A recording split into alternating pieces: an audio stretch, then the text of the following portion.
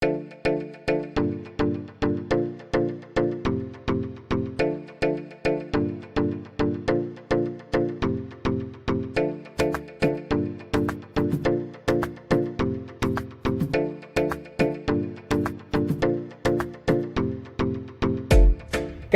sebenarnya tidak terkait langsung dengan peraturan-peraturan itu, tetapi melihat ini sebagai sebuah anomali di dalam praktek hukum.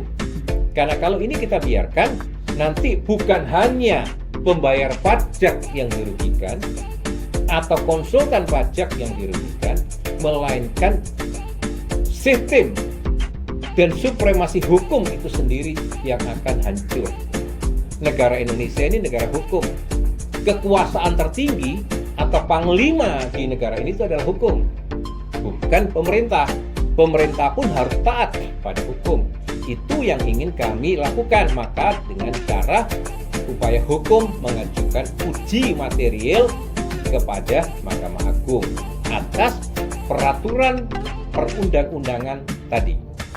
Itu target kami.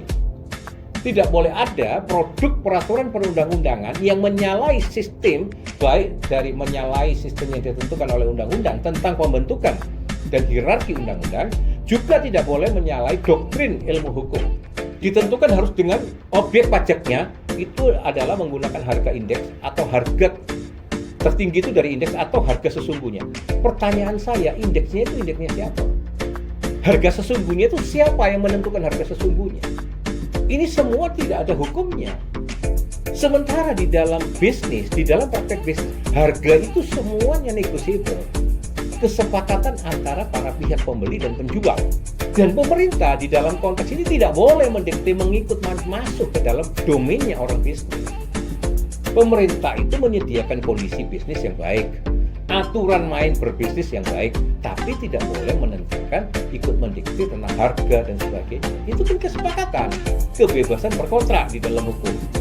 Lalu juga pemeriksaan bukti permulaan sekarang digunakan, ditegaskan berdasarkan analisis kegiatan intelijen.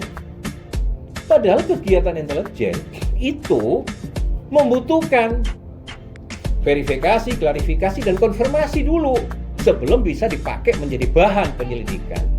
Karena betapa bahayanya kalau setiap informasi dijadikan bahan pemeriksaan.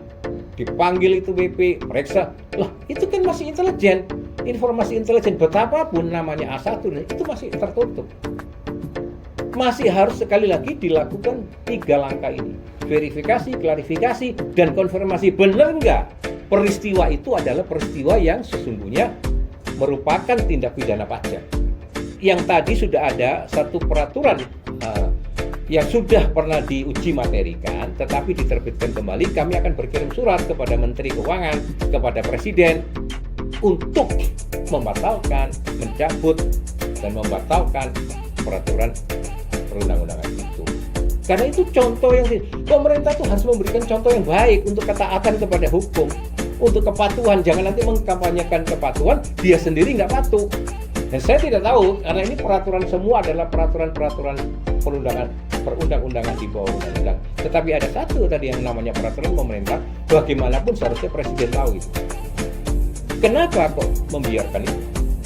Apakah beliau kurang informasi?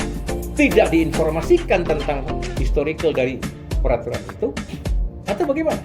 Kalau itu terjadi, berarti orang-orang di sekitar Presiden menjerumuskan Presiden. Yang melakukan usaha, maka dia kalau omsetnya masih di bawah 4,8, dia sudah terkena tarif juga normal pasal 17 ayat 2A, yaitu atau pasal 31I. Kena 50% dari tarif standar dari 22%. Oke. Jadi juga kurang lebih 11%. Intinya begitu. Kalau dia sudah menjadi badan. Kalau dia OP sekali lagi kena tarif pasal 17 ayat 1. 5 layer itu penghasilannya di mana? Kualifikasinya apa? OP, badan atau apa?